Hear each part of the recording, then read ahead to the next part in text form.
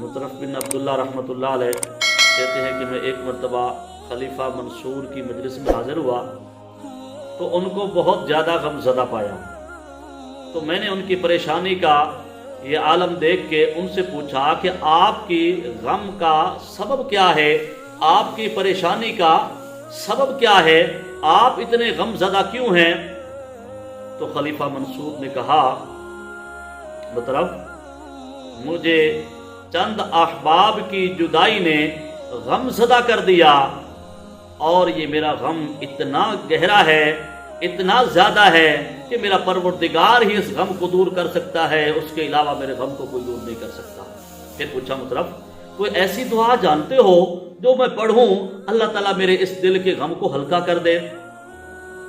تو مطرف بن عبداللہ کہنے لگے جی ہاں، محمد بن ثابت رحمۃ اللہ علیہ فرماتے ہیں کہ بصرہ کے رہنے والے ایک شخص کے کان کے اندر مچھر چلا گیا اور کان سے آگے بڑھتا ہوا دماغ تک جا پہنچا، بڑی پریشانی میں مبتلا تھا۔ تو حضرت امام حسن بصری رحمۃ اللہ علیہ کے ساتھیوں میں سے ایک ساتھی نے اس مصیبت زدہ جس کے کان میں مچھر چلا گیا تھا اس سے کہا کہ کیا آپ نبی کریم صلی اللہ تعالی علیہ وسلم کے صحابی حضرت علا بن حضرمی رضی اللہ تعالی عنہ کی دعا کیوں نہیں پڑھتے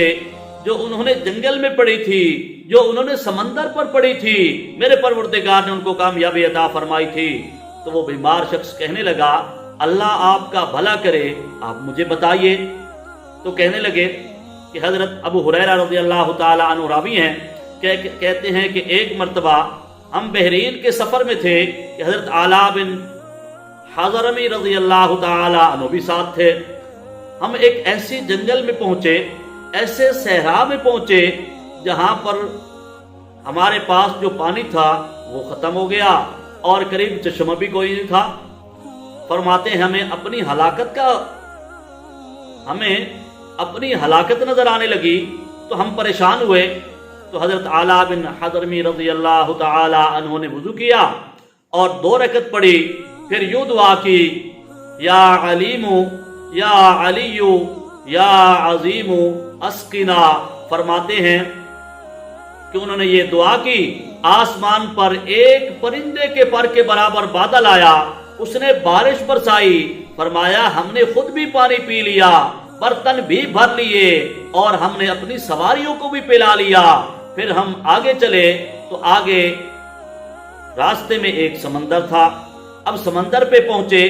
جب سمندر پہ پہنچے تو حضرت ابو ہریرہ رضی اللہ تعالیٰ عنہ فرماتے ہیں کہ یہ سمندر اتنا گہرا تھا کہ نہ پہلے کبھی دیکھا نہ کبھی بعد میں دیکھا۔ چنانچہ ہم نے آگے جانا تھا، ہمارے پاس کشتی بھی کوئی نہیں تھی اور ادھر ادھر سے دائیں بائیں سے کوئی کشتی نظر بھی نہیں آ رہی تھی۔ تو حضرت علا بن حضرمی رضی اللہ تعالی عنہ نے 2 رکعت نماز پڑھی اور پھر 2 رکعت پڑھنے کے بعد یوں دعا کی یا حلیم یا علیم یا علی یا عظیم اجزنا، اے اللہ ہمیں پار کر دیجئے، سمندر سے پار پہنچا دیجئے۔ تو میرے پروردگار نے ان کو یہ منزل ان کی آسان فرما دی۔ حضرت ابو ہریرہ رضی اللہ تعالی عنہ فرماتے ہیں کہ ہم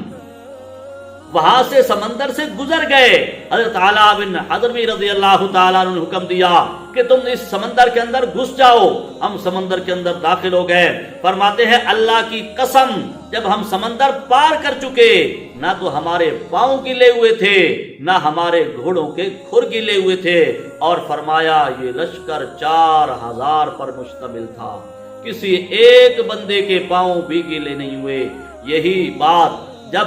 اس بندے نے سنی جس کے کان میں مچھر چلا گیا تھا، فوری طور پر قبلہ کی طرف متوجہ ہو گیا، اور قبلہ کی طرف متوجہ ہونے کے بعد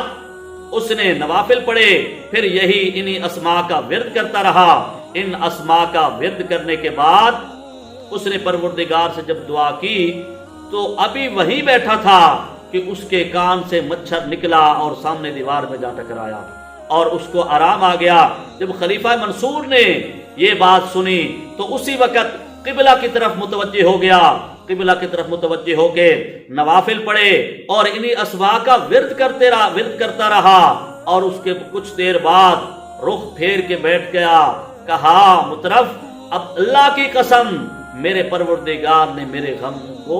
دور کر دیا ہے، میرے دل کے اندر جتنا غم تھا، پریشانی تھی، میرے پروردگار نے ختم فرما دی۔ اس لیے فرمایا وَلِلَّهِ الْأَسْمَاءُ الْحُسْنَى، پروردگار کے بڑے اچھے اچھے نام ہیں، تم ان کے ذریعے دعا مانگا کرو، میرا پروردگار انسان کی دعاؤں کو قبول فرماتا ہے۔